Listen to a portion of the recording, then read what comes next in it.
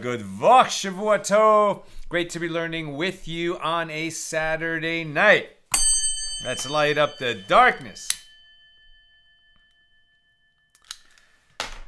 Who's in the house as we start the week right with some beautiful learning at the top of the week? Sharon in New Jersey, Paul in the Great Northwest, Bella in Florida, Bill in mid-Missouri. Welcome, everybody. I know it's late on the East Coast, Bell in Texas. So let's get into it nice and efficiently. Our daf tonight is daf Lamed Aleph, page 31, here in Tractate Bava Metzia, the 22nd volume of the Talmud. We're continuing our discussion of Mishna number 11 here in chapter 2 on page 31. What is a lost object? We're making some distinctions. When you see an animal on the side of the road, is it lost, or is it just left there by its owner to graze? How can we know if it's a lost animal or not? What's going to enable us to make some reasonable assumptions? Pick this up near the top of 31a. The Mishnah taught, if one found a donkey or a cow grazing on the path, that is not lost property. Right, that somebody owns that animal, isn't allowing it to graze there by the path. Doesn't mean it's lost. So the Gemara asks, well, but this itself is difficult. Right, so let's just read that part of the Mishnah again, since we're going to refer to it. Which is the item, this is Mishnah number 11, which is the item that is considered lost property? If one found a donkey or a cow grazing on the path, that is not lost property, as presumably the owners are nearby and are aware of the animal's whereabouts.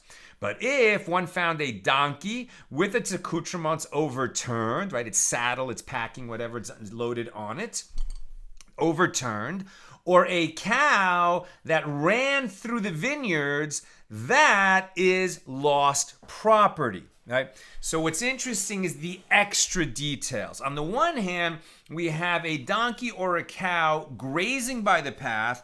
On the other hand, we have a donkey overturned or a cow running through the vineyards, right? And so the details don't quite line up. So are we saying that if a cow is running through the vineyards, it's a lost animal, but if a donkey is running through the vineyards, it's not?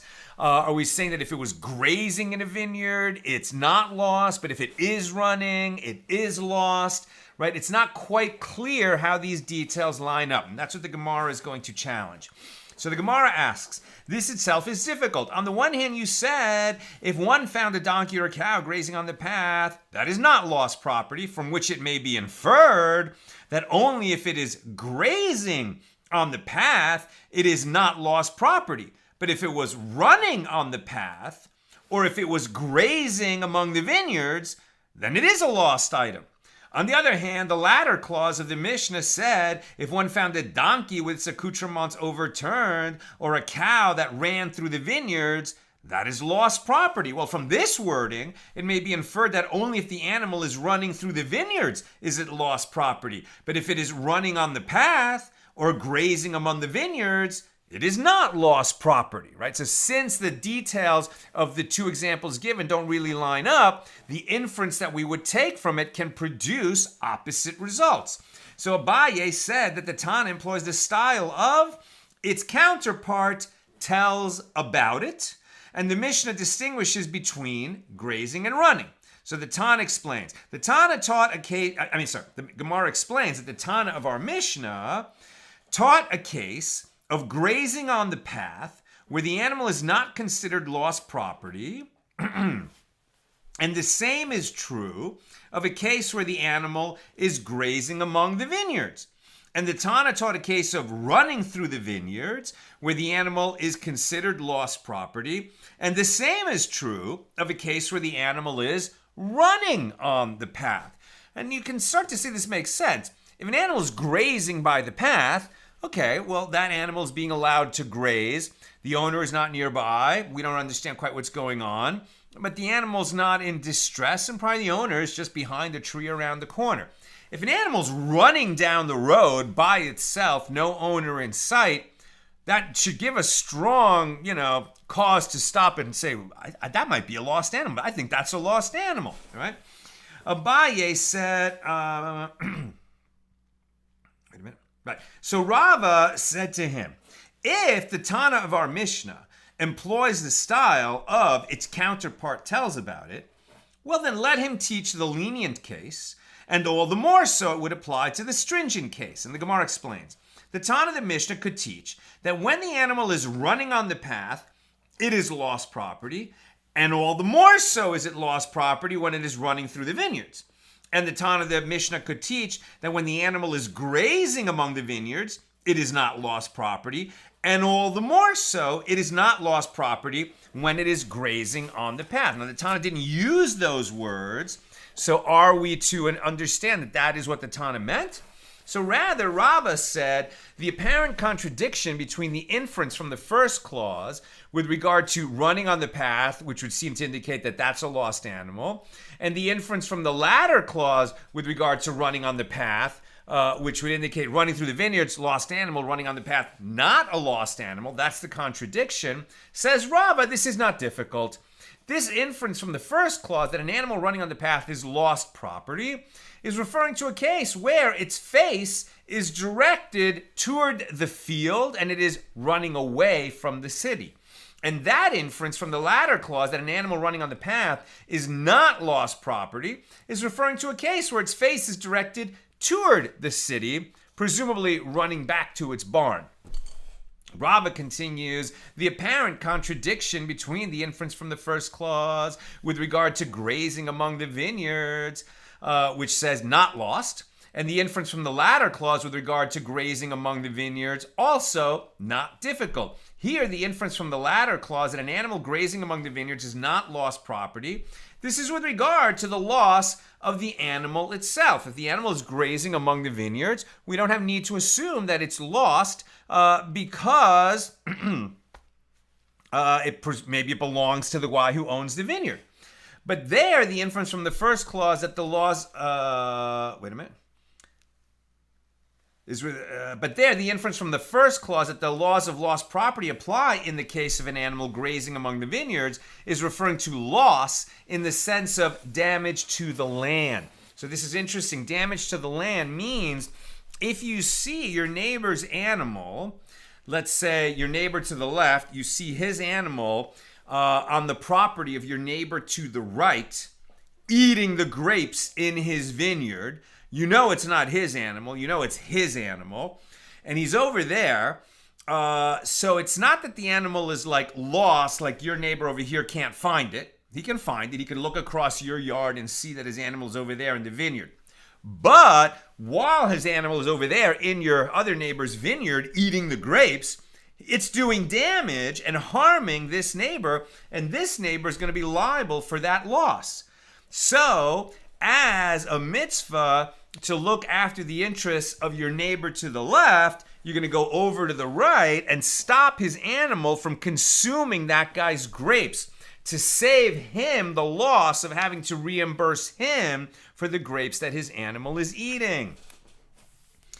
The Gemara elaborates, when the Tana teaches that in the case of an animal grazing on the path, which we assume is not lost property, so meaning the laws of lost property do not apply, right? We don't kick in and not disregard the animal and, rescue it and hold it and announce that I found the lost animal. You don't apply that when you see an animal grazing by the path because we assume that it's not a lost animal. But in the case of an animal grazing among the vineyards, the laws of lost property do apply. It is referring to preventing loss in the sense of damage to the land caused by the animal. And when the Tana of our Mishnah teaches that in the case of an animal running among the vineyards, the laws of lost property do apply, from which it is inferred, but in the case of an animal grazing among the vineyards as opposed to running, that the laws of lost property do not apply, it is referring to loss of the animal itself. As an animal running among the vineyards is typically wounded with lacerations from the vines, But an animal grazing among the vineyards is not typically wounded. So if it's grazing among the vineyards, but it has what to eat without doing harm to the, to the vineyards that are growing there, you don't have to necessarily run in and rescue the animal. But if it's running through a vineyard, first of all, there's more reason to believe that it might be a lost animal. And second, you might be saving the animal from harming itself as it runs through those thickets. I just said that, right? Is typically wounded. Okay, one grazing among the vineyards is not typically wounded. So the Gemara asks, and with regard to the inference from the latter clause, that in the case of an animal grazing among the vineyards, the laws of lost property do not apply. Although it is not wounded, why not derive that the laws of lost property do apply due to loss in the sense of damage to the land caused by the animal? And the Gemara answers, it is stated with regard to the land of a non-Jew, which one is not obligated to return or preserve, right? This is not saying that we don't care about our non-Jewish neighbors. What it's saying is we have a greater obligation to preserve the property of our brothers and sisters in our tribe, so to speak. So the Gemara questions this explanation. But why not derive that one is obligated to return it due to the loss of the animal itself, as perhaps the Gentiles will kill it? Right, so you can see that these laws were drafted in a time when our neighbors were quite hostile. And the Gemara answers, it is stated with regard to a place where they forewarn the owner and only then kill the animal. So the Gemara challenges, and perhaps they already forewarned the owner with regard to the animal. And the Gemara explains, if they already forewarned the owner with regard to the animal, and the owner did not heed the warning, well, this is certainly a case of deliberate loss, where there is no obligation to return it. So there you see that you have to rescue, and as you will see further in this page, that you have to rescue your neighbor's animal again and again and again if it wanders off his property and onto yours, and you have the ability to return the lost item. There's no limit how many times. However, if your neighbor gives you cause to understand that he has abandoned the animal, well, then you don't have to go to the trouble of returning it. Now, the Mishnah teaches in a case where one returned the lost animal and it fled, and he again returned it and it fled, even if the scenario repeats itself 4 or 5 times, he is obligated to return it each time. As it is stated, you shall not see your brother's ox or his sheep wandering and disregard them. You shall return them. Hashev teshivim. Right, so this is that kind of syntactical doubling of a verb that we see in the Bible, and today we're going to go through a whole bunch of examples of it, where in the Torah usually gets translated into English as, you shall go, indeed you shall go, or you shall indeed verily, right? Where in English we just add some kind of emphasis. But in Hebrew, the verb is doubled, and it's not doubled in the exact same form. There's a little bit of a syntactical change from the first use of the verb to the second right after it, but that's the way Hebrew, which is a moody language with fewer words and different rules, will sometimes emphasize a concept. Now, since it could have said the same idea with only the single verb, that invites interpretation from our sages to learn out an additional law. So here, I need to put my finger here. So you shall not see your brother's ox or sheep wandering and disregard them. You shall return them. But it's really, verily, you shall return them, because this is hashev teshivim, right? The doubled verb. Now the Gemara understands that from the use of the compound form of the verb, hashev teshivim, the Mishnah derives that one must return the lost animal multiple times if it flees. And the Gemara asks, a certain one of the sages said to Rava, say that from hashev, the first verb meaning return, one derives the obligation to return the animal once, and from teshivem, one derives the obligation to return the animal twice. And beyond that, there is no obligation. That's one interpretation of hashev teshivem, but that's not how Rava reads it. Rava said to him, Hashev indicates that there is an absolute obligation to return the animal. Every time it flees, if you find it, you Hashev, you return it. Even if it flees 100 times. Teshivem, right? Yeah, Teshivem. Okay, so Teshivem teaches another matter. I have derived only that one may return the animal to the owner's house.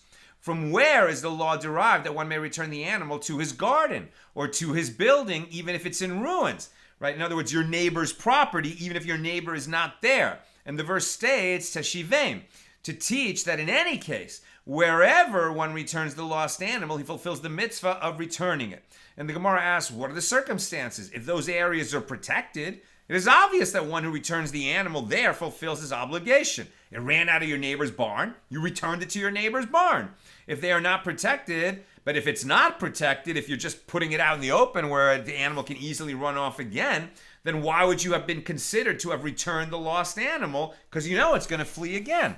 So the Gemara answers, actually, there's a case where the property is protected, and this teaches us that we do not require the owner's knowledge in order to return the lost item to him. We can put it back in his barn. We don't have to tell him if he's away. We have completed the act of returning the animal.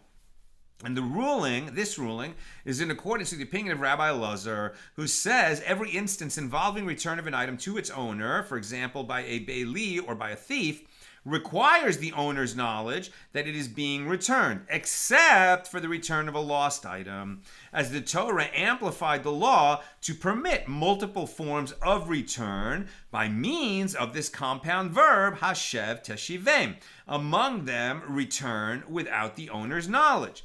Now, the Gemara cites additional commandments where the Torah employs the compound verb form, and the sages derived additional laws from the phrasing of the verse.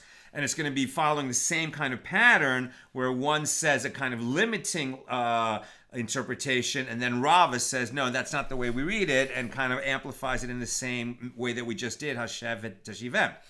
Now, with regard to the mitzvah, the commandment of dispatch of the mother bird from the nest before taking its eggs or fledglings, the easiest mitzvah to obey in the Torah, right? You shall shoo away the mother bird when you are taking the eggs out of the nest or fledglings. About this, the verse states, you shall dispatch, or some translated shoo, right? And the word dispatch is shaleach, Shaleach teshalach, okay? Shaleach teshalach. So it could have just said, you shall dispatch the mother, but it doubles it. Shaleach teshalach, the mother. But the young take for yourself that it may be well with you and that you may prolong your days. It's one of the two mitzvahs where it says, if you do this mitzvah, you will prolong your days. The other one is to honor your father and mother. Now, the Gemara understands that from the use of the compound verb, the compound form of the verb, shaleach teshalach, the sages derived that one must dispatch the mother bird multiple times if it returns. And the Gemara asks, say that from shaleach one derives the obligation to dispatch the mother once, and from teshalach one derives the obligation to dispatch the mother twice, and beyond that, there's no further obligation.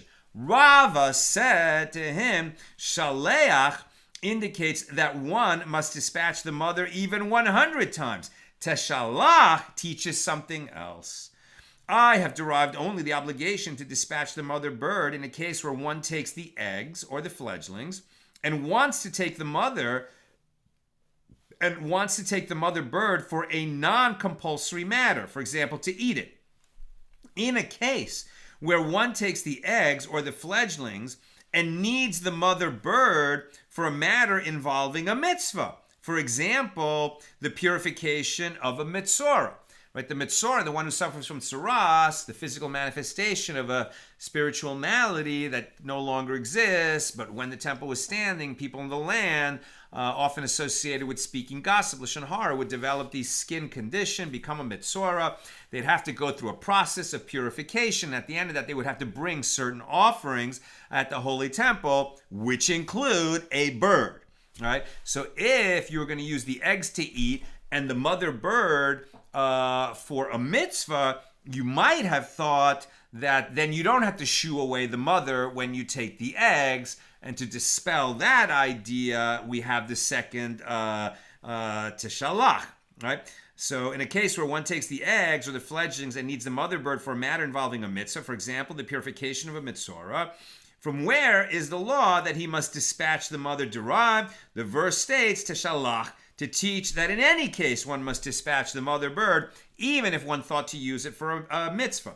With regard to the mitzvah of rebuke, right, that you shall not hate your brother in your heart, you shall rebuke your neighbor, hocheach, tochiach, right?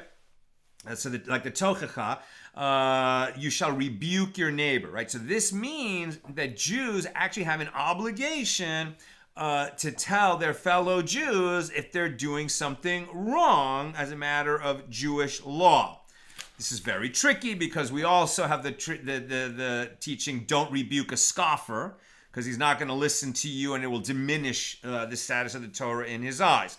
But you do have the obligation to rebuke somebody who will, be grateful to be told how to obey the law. Now, about this, chocheach, tocheach, the sages derived that one must rebuke another multiple times if necessary. So a certain one of the sages said to Rabbah, say that from chocheach, one derives the obligation to rebuke another Jew once, and from tochiach, one derives the obligation to rebuke another one twice. And beyond that, no obligation. Says Rava, chocheach indicates that one must rebuke another even 100 times. Tochiach teaches another matter.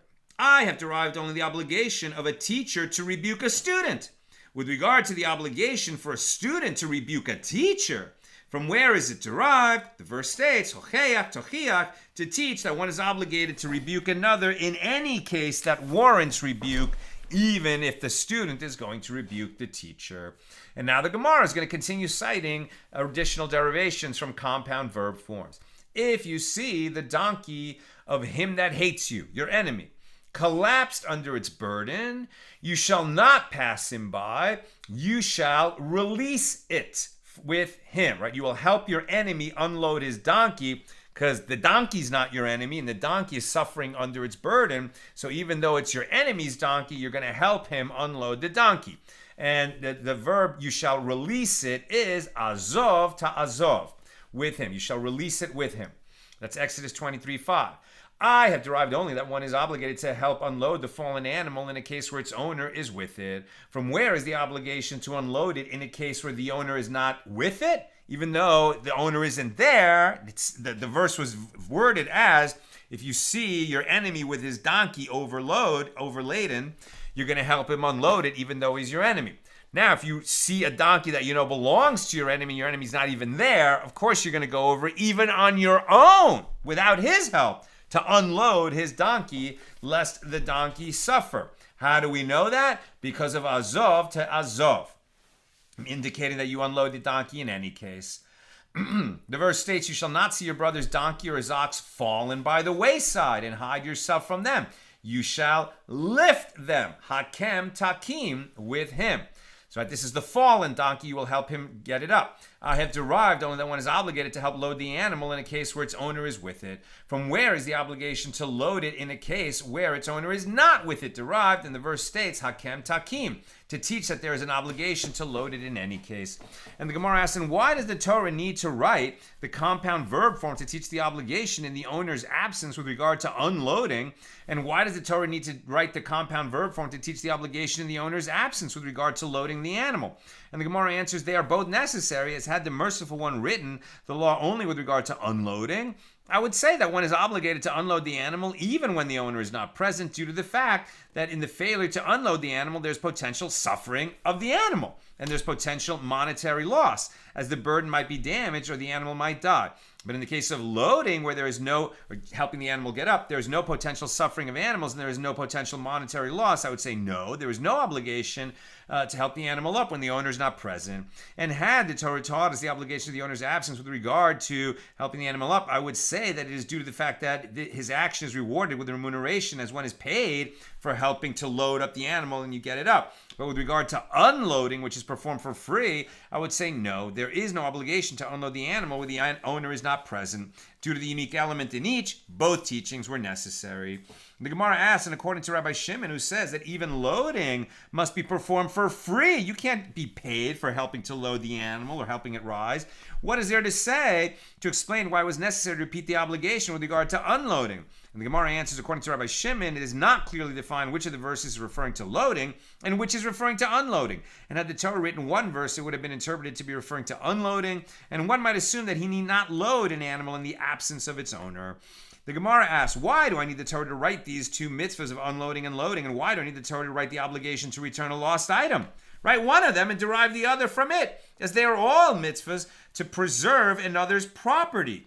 And the Gemara answers, both are necessary. Had the merciful one written only these two mitzvahs of unloading and loading, one would say that it is due to the fact that in both those cases, there is the suffering of its owner, and financial loss, and there is the suffering of the animal itself. But in the case of a lost item, where there is the suffering of the owner due to his financial loss, but there is no suffering of the lost item, I might say, no, there is no obligation to return the lost item. And had the Torah taught us only the obligation to return a lost item, one would say that it is due to the fact that its owner is not with it to care for it. But in the case of these two mitzvahs of unloading and loading, where its owner is with it, I might say, no, there is no need to assist him. Therefore, it was necessary for the Torah to write both. Now we're on page 31b.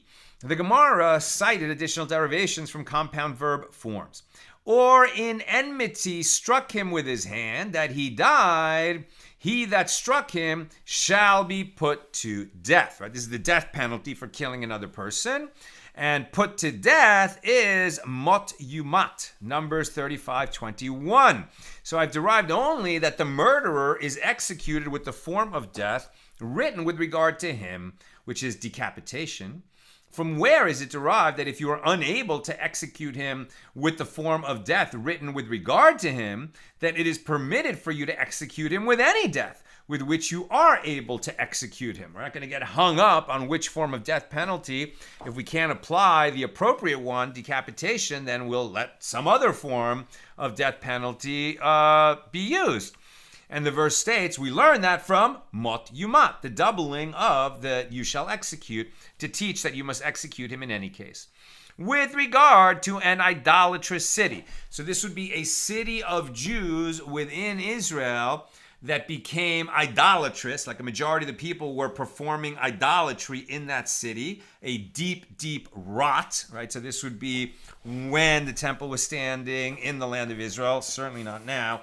But if a city went bad, right, so then at that time they were instructed to wipe out the city. Absolutely wipe out the city. That's a law, Deuteronomy 13:6. And it says, you shall strike, hakeh takeh, the inhabitants of that city by sword, destroying it utterly. Now I've derived only that the residents of the idolatrous city are executed with the form of death written with regard to them, which is decapitation.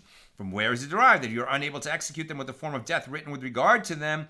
It is permitted for you to execute them with any death with which you are able to execute them. And the verse states, hakeh takeh, to teach that you must execute them in any case. Next law, with regard to an item that a poor person needs, for example, a blanket that a lender took as collateral when lending him money, it is written, you shall restore, right? You shall return, hashev tashiv, to him the pledge when the sun goes down, that the borrower may sleep in his garment and not freeze, right? And he shall bless you, and it shall be righteousness for you before the Lord your God. It's a poor person, you lent him some money, the only collateral he has is the blanket that he sleeps with. You're not going to keep his blanket at night. He can get his blanket back every night, and he has to give it to you in the morning if that's just being used for collateral for the loan. You know, better you should probably just give him tzedakah. But if you take this as collateral, you have to give it back to him at night. And the verb is hashev tashiv, right? Return, surely you'll return it. Now, from what do we learn from the doubling hashev tashiv? I have derived only the obligation to return his garment each night in a case where the lender took collateral with the sanction of the court.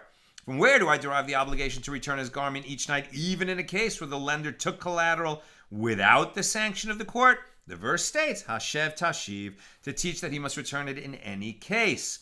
Next case of a compound verb. If you take as collateral, chavol tachbol, your neighbor's garment, you shall restore it to him until the sun sets. So I've derived only the obligation to return his garment before sunset in a case where the lender took collateral with the sanction of the court. From where do I derive the obligation to return his garment each night, even in a case where the lender took collateral without the sanction of the court? The verse states, Chavol Tachbol, to teach that he must return it in any case. The Gemara asks, and with regard to these two verses, why do I need both of them to teach the same law, that one must return the debt to the debtor any garment that he needs, even though it's being used as collateral? Why do I need two verses to teach the same law? The Gemara answers, one is referring to a garment worn during the day, and the other is referring to a garment worn during the night. With regard to the mitzvah of giving charity and granting loans, it is written, for the poor shall never cease out of the land. Therefore, I command you, saying, you shall open patoach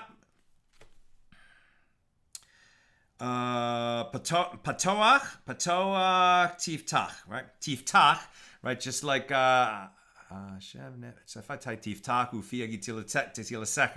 So the way we ask God to open our mouths to pray at the top of the Amidah, the prayer that we say every day 3 times a day, is the same word, tiftach, right? But the first form of it is patoach, right? So you shall open, surely open. Patoach, tiftach, same verb.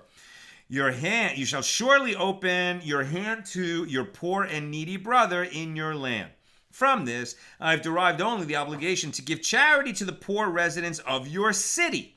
From where is the obligation to give charity to the poor residents of another city derived? And the verse states, Patoyach tiftach, to teach that you must give charity to the poor in any case.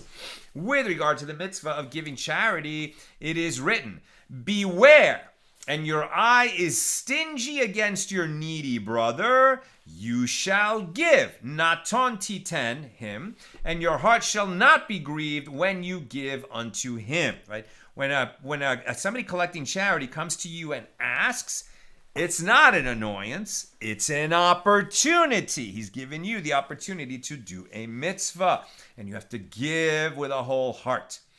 This is Deuteronomy 15, 9, and 10. So I've derived only the obligation to give a large gift. From where is the obligation to give even a small gift? Derived, and the verse states, naton titen, to teach that one must give gifts in any case, whether a large gift or a small one. With regard to the release of a Hebrew slave, right? So when slavery was practiced, if a Jew became impoverished and couldn't pay his debts, or if he stole and couldn't return what he stole, so if he stole and couldn't return, then the court would sentence him to become a Hebrew slave, and that normal term was 6 years, or as long as it took to work off the debt, or he would sell himself into slavery because he was so impoverished he couldn't live. And again, the term is 6 years.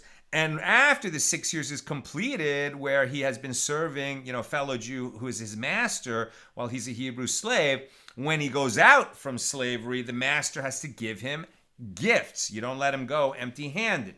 So this is written, Deuteronomy 15:14. You shall furnish him ha'anek ta'anik, right? Ha'anek ta'anik. You shall furnish him liberally from your flock. Liberally is just added to because it's doubled, right? Ha'anek ta'anik. So you shall surely give him from your flock and from your threshing floor and from your winepress of that which the Lord your God has blessed you, you shall give unto him. Now, based on the conclusion of the verse, I've derived only that when the house is blessed, because while he was working for you, your house had an increased productivity. So the house was blessed while he was with you. So then one has to furnish this former slave with gifts. From where have I derived the obligation to furnish him with gifts, even when the house is not blessed because of him? In fact, his work was almost worthless while he was living there. Rather than add to the prosperity of the home, it was actually one more mouth to feed, and the work that he didn't even, provide for him. It actually cost us more to have him there than to not have him there. And nonetheless, when he goes out from slavery, you have to provide him with gifts. How do we know this? The verse states, ha'anek ta'anik, to teach that one must furnish him with gifts in any case.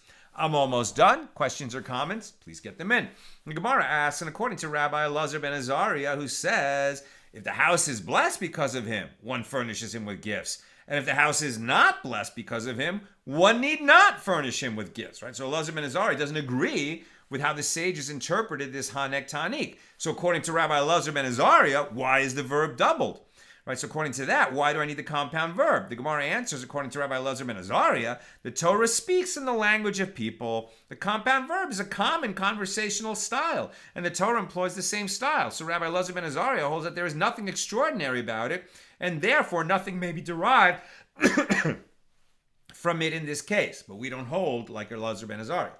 Now, with regard to the mitzvah of lending money to the poor, it is written, but you shall open your hand to him, and you shall lend. Ha'avet ta'avitenu.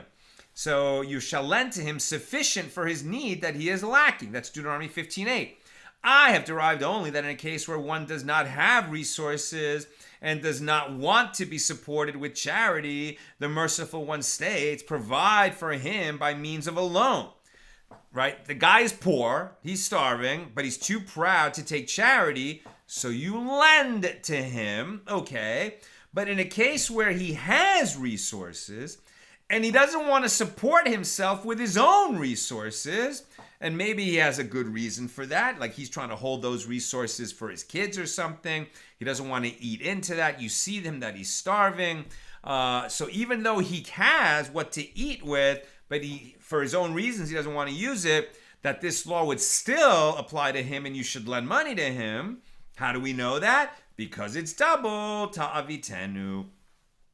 And the Gemara asks, and according to Rabbi Shimon, who says that in a case where he does have his own resources and he doesn't want to support himself with his resources, that one is not obligated to attend to his needs. Why do I need the doubled verb?